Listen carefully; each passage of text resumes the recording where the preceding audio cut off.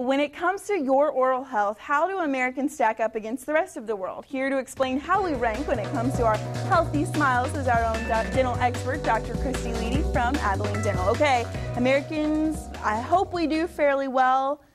Interestingly enough, the American Dental Association just launched a new website this summer, and it's called mouthhealthy.org.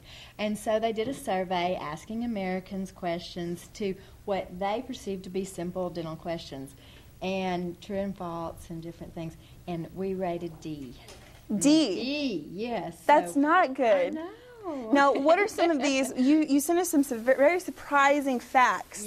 Yes. Like, for instance, oh gosh, it's that day. So, 9 out of 10 adults have had cavities, and half of the children have had cavities.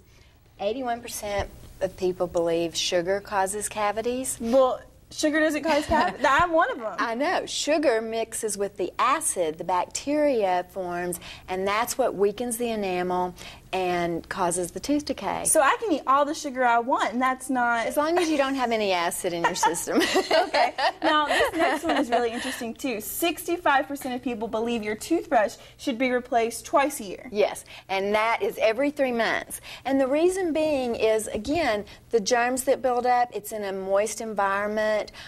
You don't want those germs to be able to grow, and particularly the staph and strep bacteria that are in the gum disease can reinfect those areas. So really, in a way, you can't change your toothbrush out too much. Even if you're sick, especially. Exactly. Okay, now this one kind of grossed me out a little bit. You have to explain it a little bit. 59% of people are unaware that germs that cause cavities can be passed from people to people? Yes. And it makes sense, though, because if you're sick and you have a cold, you can pass those germs. Well, the same thing. As I said, the main bacteria in tooth decay and gum disease are staph and strep strain of bacteria.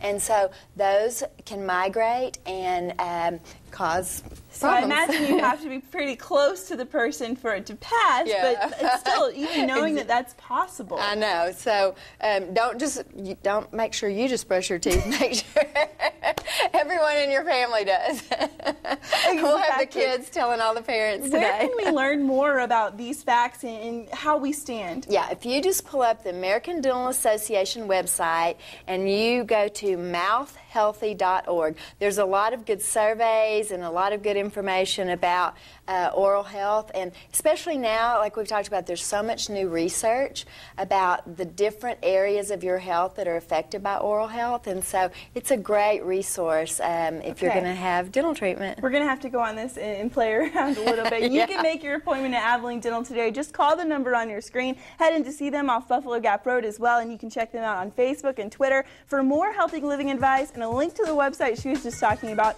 head to bigcountryhomepage.com/KTAP for you.